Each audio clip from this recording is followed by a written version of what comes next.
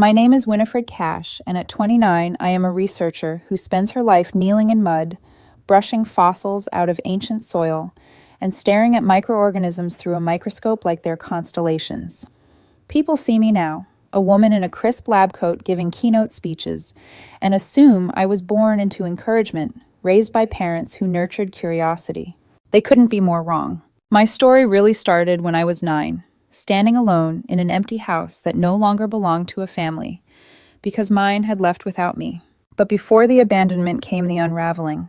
When I was little, I lived outdoors more than I ever lived inside. I ran through mud puddles, pried open rotting leaves, collected pebbles like treasures, and dug in sand pits until my jeans tore at the knees. I still remember the exact moment my life shifted. My science teacher explained microorganisms, invisible creatures, living entire lives between grains of dirt, something no one could see, but real, existing, working, transforming the world. That idea lit my childhood on fire. I begged my parents for a picture book. I saved fallen leaves in jars. I even washed mud in bowls just to see if anything tiny would wiggle. But in a house ruled by academic elitism, curiosity was worthless unless it could be converted into test scores. "Winifred, why must you ruin every dress?" my mother scolded, pulling at the stained fabric. "Girls shouldn't look like they crawled out of the ground." She said feminine, the way some people say obedient. She wanted me clean, quiet, composed, but dirt made sense to me. Dirt felt like something. Her values didn't bend, they pressed down, hard. At school, my grades were inconsistent, brilliant in some areas, disastrous in others, because I couldn't focus on lectures structured like monologues. I drifted. I imagined microscopic cities. I planned mud expeditions in my notebook. Teachers wrote comments like, "Winifred loses concentration easily. Winifred daydreams. Winifred must apply herself." My mother apologized for me with polite smiles in front of teachers, then snapped the moment the door closed. "Do you want to shame this family? Study harder." But for my brother, everything was different. He was the ideal child. Quiet, obedient, straight A brilliance. He got new clothes, balanced meals, tutors, praise, and attention. I got leftovers, his cast-offs, silence. Yet I loved him. He helped me with homework when he could, slid snacks into my hands because I never got any. We understood that in our house, resistance was dangerous. Survival meant quiet compliance. But compliance wasn't enough, not for a child like me. My parents gradually began treating me as if I were air. Their eyes moved around me, not at me. Their voices softened only when they spoke to him. One day, it felt like they simply turned away, and the world followed. Meals no longer included a plate for me. Laundry was your problem now. I was locked in my room to study, then left in silence for hours. It was during one of those isolations that I found a tablet propped on the floor beside the washing machine, a video playing on loop. How to do your own laundry. As though someone expected me to learn adulthood by accident. At first I thought, if I do everything perfectly, they'll see me again. But perfection didn't matter. If I came home muddy, I was scolded. If I stayed clean, I was ignored. If I focused in school, I was invisible. If I struggled, I was a disappointment. Eventually, I stopped trying. And then came the worst day. A day I still remember by the color of the sunset, deep orange, bleeding into purple. I came home from school, hungry and tired, remembering that maybe today, they'd made dinner for me. Instead, on the living room table was a note. A single sheet of paper, no greeting, no signature. "Your brother is going to a new school. We've made this house livable for you." It took me several readings for the meaning to land like a stone in my chest. They were gone. My parents had taken my brother, moved out entirely, and left me, a 9-year-old child, alone in a house, stocked only with pity and silence. A house made livable for me, as if I were a stray cat someone decided they could no longer feed. I cried until my stomach cramped. I cried until my throat burned. I cried because I believed it was my fault. Maybe if I hadn't played in mud, maybe if I'd paid more attention, maybe if I'd been more like my brother. But crying couldn't change anything. As darkness settled outside, fear rose in my chest. How does a child live alone? What about food? Money? Safety? And then I remembered something, an image like a lifeboat pulled from drowning memory. My grandmother. My mother's mother. A warm house. Pumpkin stew. A woman who once held my cheeks in both hands and said, "You're a bright girl, Winifred. You see the world in ways adults forget." I clung to that memory like breath. I tore through drawers, closets, cabinets, finally finding an old address book under the landline. Her last name. Her number. My fingers shook dialing for the first time in my life. 1 ring, 2, 3. Then, hello? Grandma, it's Winifred. She inhaled sharply. She knew. I explained everything in small, broken pieces. She didn't ask a single unnecessary question. I'm coming right now, she said, and hung up. 30 minutes later, headlights swept across the door. When she stepped inside and saw me, dirty, thin, eyes red, she froze. Her breath hitched. Then she opened her arms. I ran into them. Oh, sweetheart, she whispered into my hair. Look at you. Look at what they've done. You're safe now. Her warmth undid every knot inside me. Come on, she told me. Pack what you want. You're coming home with me. I looked back toward the empty rooms, the last ties to parents who treated me like a burden. Even after everything, part of me still hoped they'd walk through that door and say sorry. They didn't. I'm just a silly girl they didn't want, I murmured. No, Grandma said, her voice steady and fierce. You're free, and you're coming with me. I moved into her rural home, surrounded by open sky and quiet roads. My new school was small, almost cozy. Students were curious, not cruel. Teachers cared enough to actually explain things. No scolding, no comparing, no sighs of disappointment. For the first time in my life, I wasn't a problem. Near Grandma's house, cliffs and soft earth hid ancient secrets, fossil remnants, layers of old worlds, microorganisms buried in time. It felt like everything I ever loved was waiting for me. In that gentle place, I began to smile again, genuinely. And though I didn't know it then, every moment was shaping the woman I'd become. A woman strong enough to face the past when it finally came knocking. And it would come, sooner than I ever imagined. Grandma's house became the first place in my life where breathing didn't feel like a chore. There, mornings began with sunlight pooling on wooden floors and the smell of pumpkin stew simmering before noon. Evenings ended with cicadas humming outside my window while I scribbled down questions about the world, questions no one mocked me for asking anymore. As the years passed, something inside me steadied. Where my parents saw daydreaming, my grandmother saw focus. Where they saw mess, she saw curiosity. Where they saw failure, she saw potential waiting for oxygen. And oxygen was exactly what I got. In that quiet rural school, my teachers encouraged me. You love research? Then research, but finish your homework first. Being interested in something is good. Don't let anyone take that from you.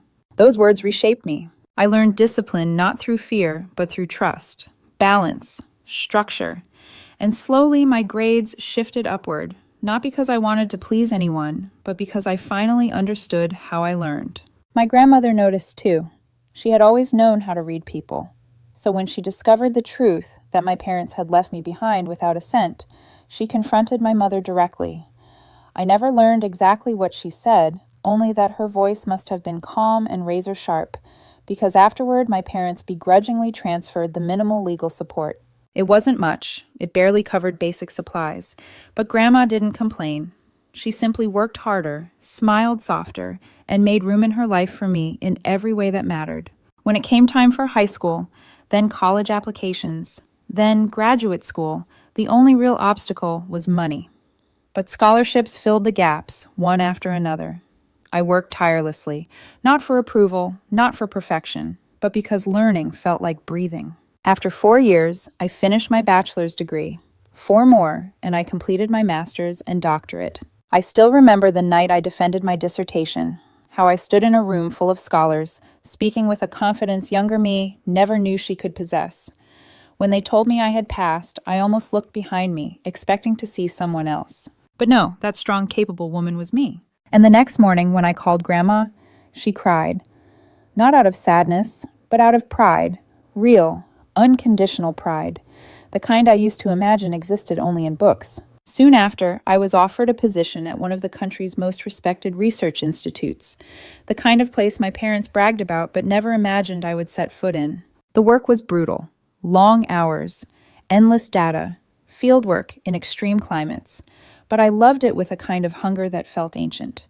I wasn't just studying microorganisms. I was listening to them, learning their stories, unraveling secrets millions of years old. Then came the discovery.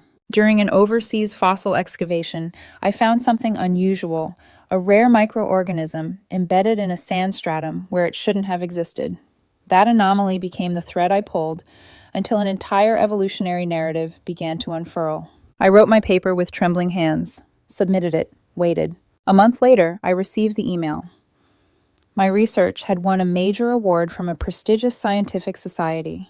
Suddenly, my name was on news headlines. Cameras flashed at airports. People in the field called me the powerhouse. I was flown to conferences, pressed into dresses chosen by stylists, asked to speak on television about things I still preferred to write in my notebook. And through it all, my grandmother watched proudly from home. After returning from the award ceremony, I was exhausted, jet-lagged, emotionally stretched thin between interviews and panels. When I arrived back at the Institute, all I wanted was to dive straight into my other projects. Instead, the director insisted I take a few days off. "A mind like yours needs rest," he said, tapping his temple. "Go recharge. You've earned it." Earned it! That word carried so much weight, because for 20 years, no one in my blood family had ever said anything like that to me. So I did something simple, something grounding. I went home, to the one place where the world had always made sense. Grandma opened the door before I even knocked. She was smaller than I remembered, age tightening around her shoulders like a shawl, but her eyes still had that gentle spark. "You've been busy," she said, ushering me inside. "Not really. The non-research stuff is just tiring." "I saw you on TV. Winifred, that dress. My goodness, you look so elegant." I groaned. "Please don't remind me. They did everything. Picked the outfit, did my hair, my makeup. I barely recognized myself." "Well, you looked beautiful, but I prefer you like this." She tapped my cheek. "No makeup, no fuss."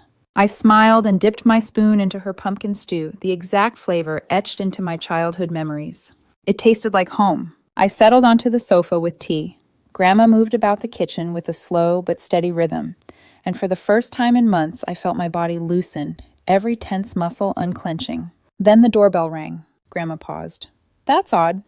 This was a rural neighborhood. People didn't ring doorbells unless they were delivering packages, and Grandma didn't order anything online. I listened to her open the door. 1 second passed. 2, 3. No footsteps returning, no friendly greetings. Only voices. Low, strained. My chest tightened. I stood and walked toward the entrance. Just as I turned the corner, I heard my name. "Winifred," a woman said, her tone too sweet to be real. "My goodness, I'm so glad we found you." My grandmother stepped aside, revealing two figures I had not seen in 20 years. My mother, my father, aged, haggard, but smiling with that same cold, performative warmth they used when guests visited. They held their hands out toward me, as if expecting an embrace. My stomach twisted. What were they doing here? How did they find me?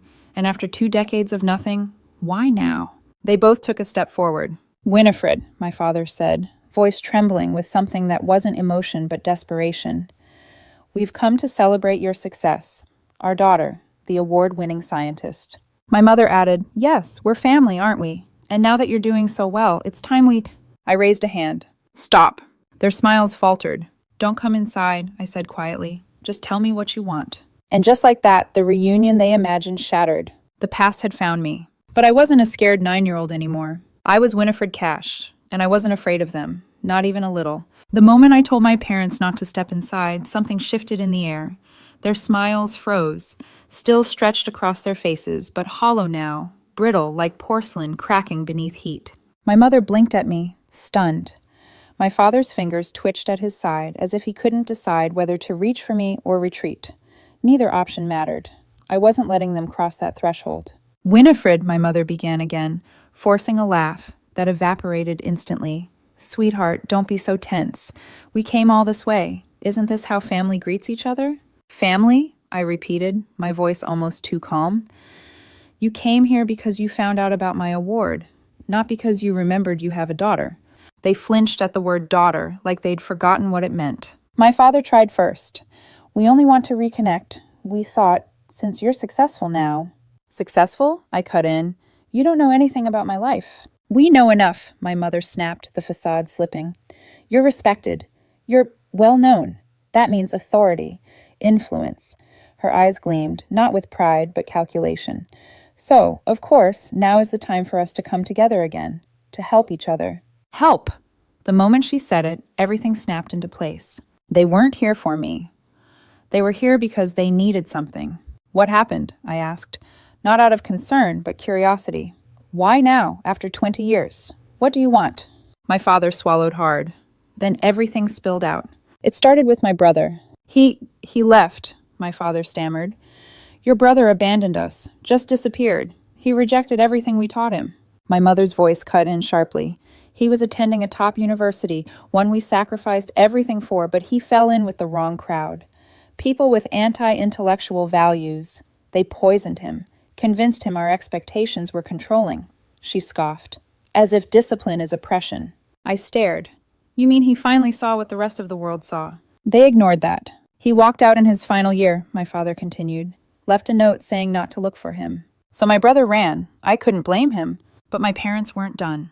After he left, my mother said, her tone wobbling, we struggled, emotionally, financially. We made some mistakes. Mistakes? I echoed. My father rubbed his forehead. Your mother was disciplined at work.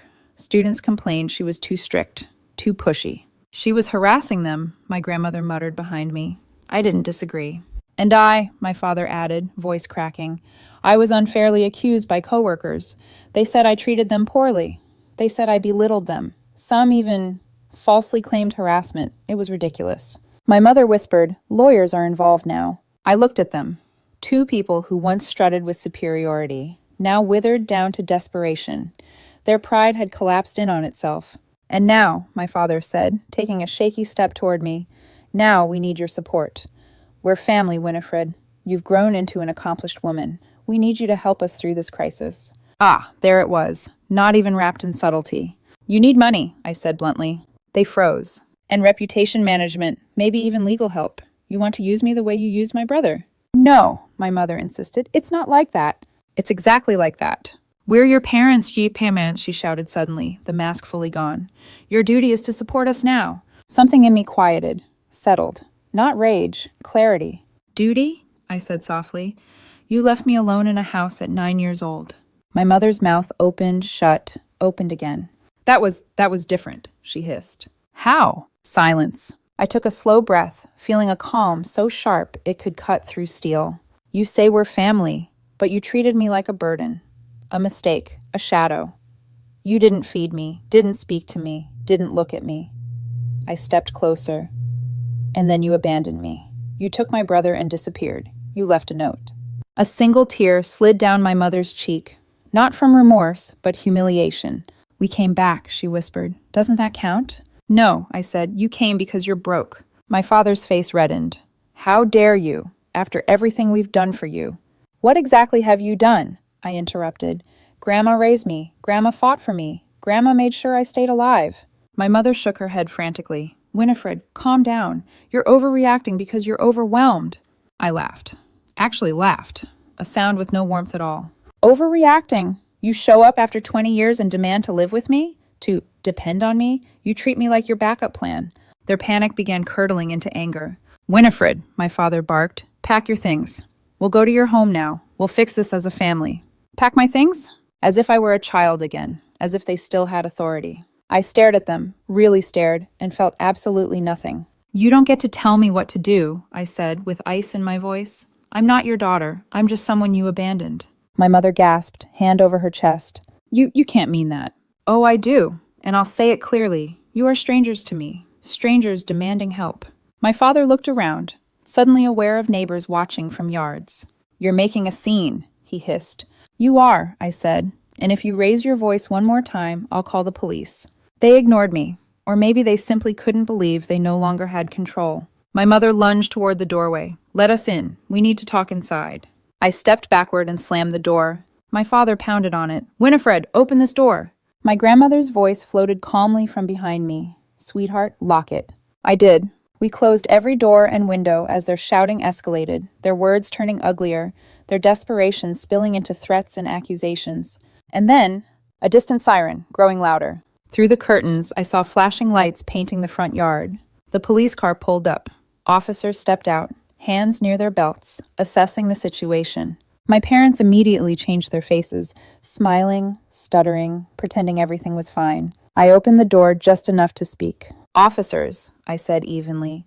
"These two abandoned me 20 years ago. This is the first time I've seen them since. They're trying to force their way into the house." A murmur spread among the neighbors like ripples through water. My parents froze. The officers separated them, asking questions. My parents tried to charm their way out of the situation, but the story was already out. The neighbors watched. My parents wilted. Eventually, the officers escorted them away from the property. And the second the police car disappeared down the road, the air felt lighter, cleaner, like a storm had broken. Grandma touched my shoulder gently. "You were strong," she said. No, I was free. For the first time in my life, truly free. But the past wasn't finished with me yet. There was one more person I never expected to see again, and he would arrive sooner than I thought. The days after the confrontation were strangely quiet, almost too quiet, as if the world was holding its breath, waiting for the next tremor.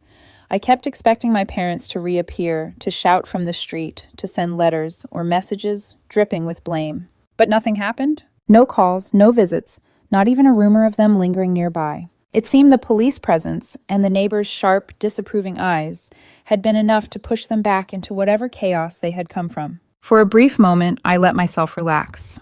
I cooked with Grandma, weeded her garden, took walks along the ridges where the earth still held the ghosts of ancient forests. I even slept more than 5 hours a night, something I had nearly forgotten how to do. But peace never stays long for people like me. It always arrives with something attached.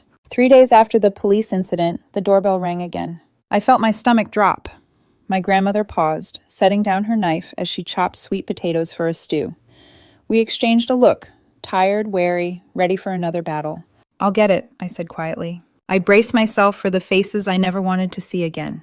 But when I opened the door, the sunlight revealed a figure I couldn't mistake, no matter how many years had passed. Tall, sun-kissed skin, long hair tied loosely at the back, a familiar, gentle curve to his smile.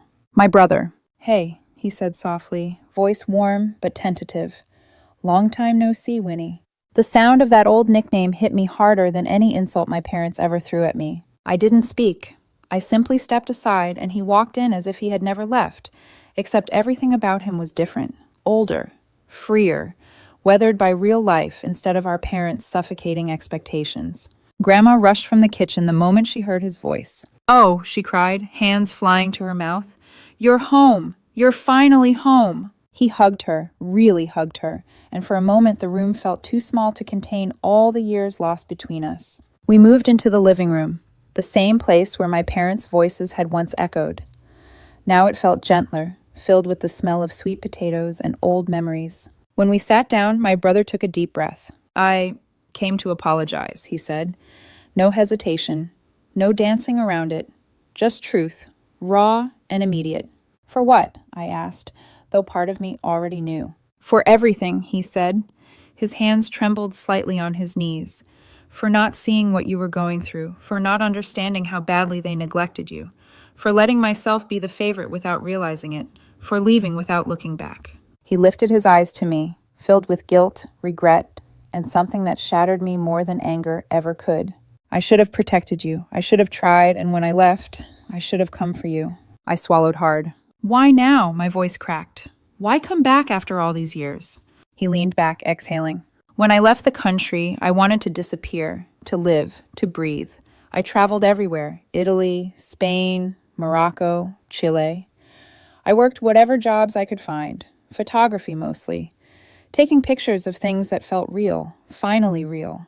He laughed softly at himself. "One day in Rome, I saw you on the news. You were accepting an award, and you mentioned Grandma in your speech." My breath caught. "That was when I realized," he continued, "that you'd grown into everything they couldn't see in you, that you survived what they did, that you became this incredible woman without them." He swallowed, his voice turning thick, and I realized I needed to come home. Not as the brother who left you behind, but as the brother who finally understands. I expected anger to rise, the same anger I felt toward my parents, but it didn't. Instead, memories surfaced. The brother who shared snacks with me when I had none, who helped me with homework even when he was drowning in his own, who spoke to me when no one else did. Back then, he was just a child too. A child under the same roof, controlled by the same oppressive expectations. I'm not angry with you, I whispered. I never was. You were the only one who ever talked to me. That mattered. He covered his eyes with one hand, breath trembling. That was when Grandma appeared in the doorway, holding a plate. Her candied sweet potatoes. The exact recipe she made when we were children. Soft, caramelized edges. Warm, familiar scent. Here, Grandma said, voice gentle. Let's eat together, like we used to. We both laughed, broken, grateful, overwhelmed, and reached for the dish at the same time. This tastes exactly the same, my brother said, his voice thick. It's perfect, I replied. Salty, Grandma huffed. I must have overcooked the syrup. But we knew the truth. The salt wasn't from the food, it was from our tears. We were a family again, not the one my parents tried to force, not the one they abandoned, but the one we built from the remnants, stitched together with truth and apology, and the kind of love that chooses you again and again. Later that evening, after my brother showered and Grandma had gone to bed, he told me the rest. Our parents had lost everything. Her job, gone. His research career, destroyed. Their reputation, shattered. They were working low-wage jobs now, reporting to supervisors they once mocked. Humiliation had finally taught them what empathy never did. I listened without sympathy, not cruelty, just closure. They got what they earned, my brother said quietly. And for the first time in my life, I agreed. In the weeks that followed, my brother and I rebuilt our bond. We visited Grandma together. We shared meals. We caught up on missing years.